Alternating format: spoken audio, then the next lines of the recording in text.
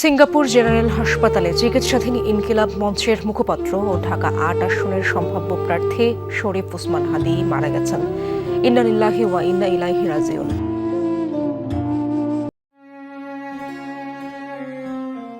শেষ পর্যন্ত ঘাতকের বুলেটের আঘাতই কেড়ে নিল জীবন। মারা গেলেন ইনকিলাব মঞ্চের মুখপাত্র শরীফ ওসমান হাদী। ইন্না লিল্লাহি ওয়া ইন্না ইলাইহি রাজিউন। সিঙ্গাপুর জেনারেল হাসপাতালে চিকিৎসাধীন অবস্থায় শেষ নিঃশ্বাস ত্যাগ করেছেন তিনি।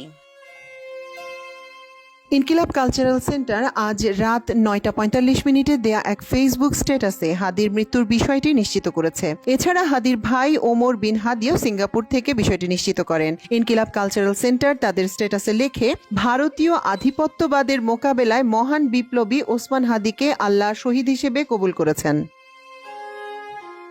গত ১২ই ডিসেম্বর শুক্রবার মতিঝিল এলাকায় প্রচার চালিয়ে ফেরার পথে পুরানা পল্টনের বক্স কালভার্ট সড়কে মোটরসাইকেল থেকে তাকে লক্ষ্য করে গুলি করে দুর্বৃত্তরা। মাথায় গুলিবিদ্ধ ওসমান হাদীকে গুরুতর অবস্থায় প্রথমে ঢাকা মেডিকেল কলেজ হাসপাতালে নেওয়া হয়। সেখানে প্রাথমিক চিকিৎসার পর ওই রাতেই তাকে রাজধানীর এভার কেয়ার হাসপাতালে নেওয়া হয়। হাদীর অবস্থা ক্রমশ সংকটাপন্ন হওয়ায় পরে উন্নত চিকিৎসার জন্য গত সোমবার এয়ার অ্যাম্বুলেন্সে ওসমান হাদীকে সিঙ্গাপুরে নেওয়া হয়। সেখানেই শেষ নিঃশ্বাস ত্যাগ করেন তিনি।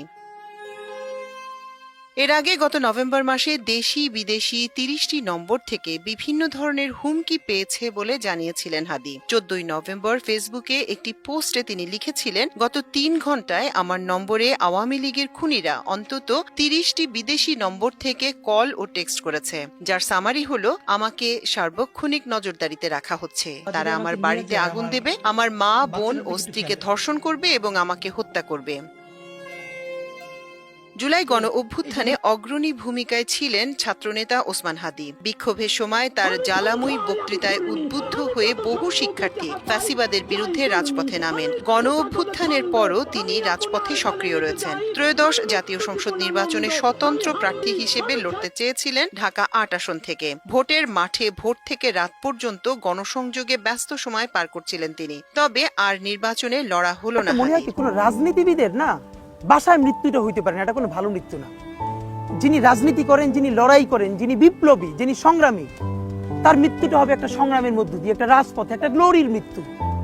আমি তো ভীষণভাবে প্রত্যাশা করি, আমি ছোটবেলা থেকে এই স্বপ্নটা দেখি, অনেক জায়গায় বলেছি, একটা তুমুল মিছিল হচ্ছে অন্যায়ের বিরুদ্ধে। সেই মিছিলের সামনে আমি আছি, কোনো একটা বুলেট এসে আমার বুকটা হয়তো বিদ্ধ করে দিয়েছে, এবং সেই মিছিলে আমি হাসতে হাসতে আমি শহীদ হয়ে গেছি। শেষ পর্যন্ত হাদীর হত্যার আশঙ্কাই সত্যি হলো। তাকে হত্যা করলো ঘাতকরা। বাংলাদেশের মানুষকে কাঁদিয়ে চিরতরে হারিয়ে গেলেন আজাদীর প্রিয় সন্তান শরীফ ওসমান হাদী। আস্তে আস্তে আল্লাহর কাছে ভীষণ সন্তুষ্টি নিয়ে পৌঁছতে চাই যে আমি একটা ন্যূনতম ওই জীবনটা লিড করতে পারলাম, যে আমি একটা ইনসাফের হাসি নিয়ে আমি আমার আল্লাহর কাছে পৌঁছতে চাই। হায়াত মউতের মালিক আল্লাহ, ন্যূনতম সিকিউরিটি নিয়ে চলাও হলো সুন্নাহ। আমি সঞ্চয়, আমি ঘূর্ণি, আমি ব্রত সম্মুখে যাহা পাই যাই চূর্ণি, আমি নিত্য পাগল ছন্দ, আমি আপনার তালে নেচে যাই, আমি মুক্ত জীবন আনন্দ, আমি হাম্বি, আমি ছায়ানট, আমি হিন্দল। ভাই, আল্লাহ যদি আমাকে নিয়ে যায়, আমার বাচ্চাটার দিকে একটু খেয়াল রাখেন। তো এই কথাটা আমি বলতে পারিনি।